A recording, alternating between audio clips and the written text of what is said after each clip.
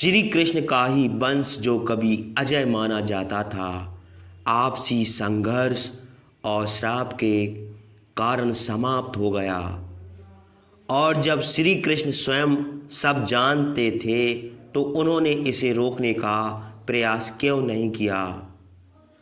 जब महाभारत का युद्ध समाप्त हो चुका था, 18 दिनों तक चले इस महासंग्राम में कुरुक्षेत्र रणभूमि रक्त से लथपथ थी।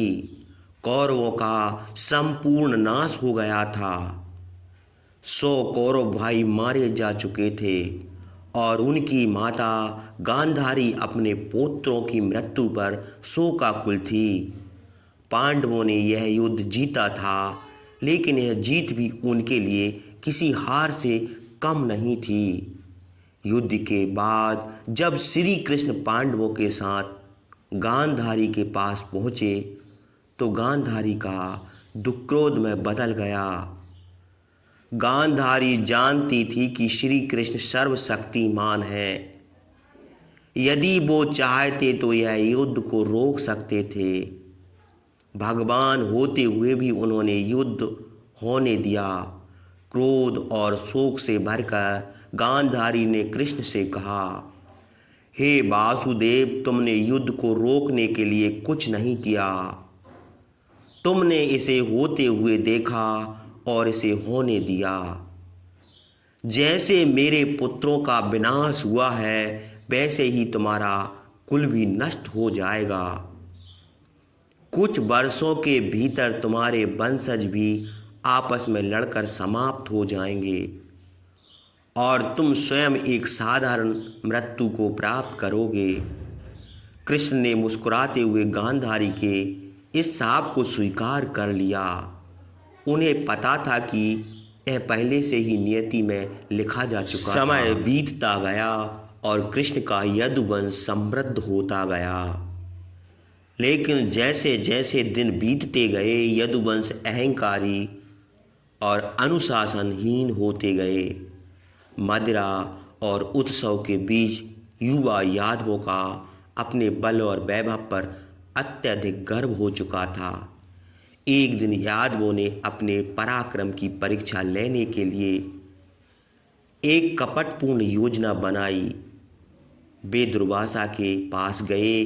उनके बीच कृष्णपुत्र शाम था, जिसने स्त्री का वेश धारण किया था। यादवों ने दुर्वासा ऋषि से पूछा, हे महर्षि, बताइए यह गर्भवती स्त्री किस प्रकार का संतान उत्पन्न करेगी, पुत्र या पुत्री। ऋषि दुर्वासा तुरंत समझ गए कि यह एक छल है। उनका मुख कठोर हो गया और उन्होंने क्रोध में कहा, अज्ञानी मूर्खो, तुमने धर्म का अपमान किया है। यह स्त्री कोई नहीं बल्कि तुम में से ही एक पुरुष है।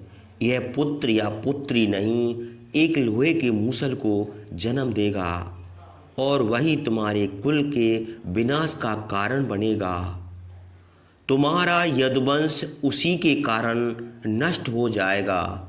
नव युवकों ने इस श्राप का उपहास किया, किंतु कुछ दिन पश्चात शाम को सच में प्रसव पीड़ा उत्पन्न हुई और उसने एक लोहे के मूसल को जन्म दिया।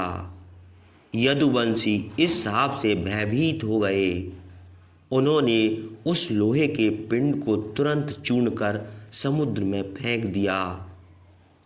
लेकिन नियति को कौन बदल सकता था।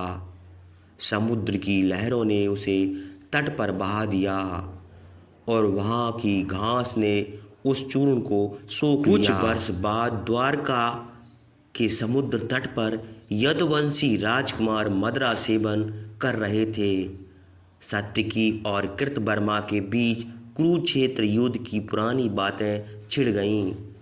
सात्विकी ने कृतवर्मा को अधर्मी कहकर ताना मारा, क्योंकि उसने सोते हुए पांडव सेना पर हमला किया था।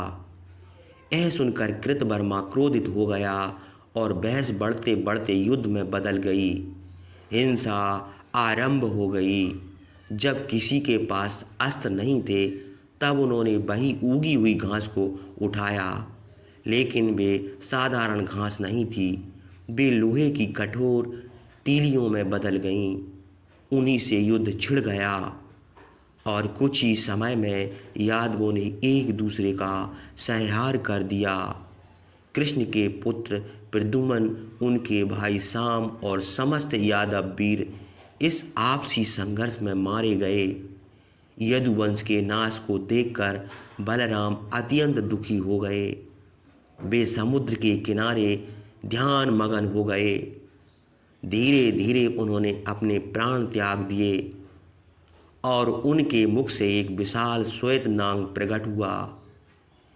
यह स्वयं शेष नाग थे जो वैकुंठ लौट रहे थे। श्री कृष्ण यह जानते थे कि अब उनका भी समय पूरा हो चुका है। उन्होंने द्वारका छोड़ दी और एक वन में चले गए। वहाँ एक वृक्ष के नीचे ध्यान मगन हो गए। तभी शिकारी ने, जो दूर से उनके चरणों को हिरण समझ रहा था, तीर चला दिया। जब वे पास आया और देखा कि यह तो स्वयं भगवान है, तो वह भीत होकर क्षमा मांगने लगा। कृष्ण ने उसे समझाया और कहा, केवल समय का खेल है। जरा तुम अपने पूर्व जन्म में बाली थे और त्रेता युग में मैंने तुम्हें छिप कर मारा था। आज उसी का प्रतिफल मिला है। इसके बाद कृष्ण ने अपने नाश्वर शरीर का त्याग किया। कुछ ही दिनों में समुद्र की लहरें ऊंची उठने लगीं।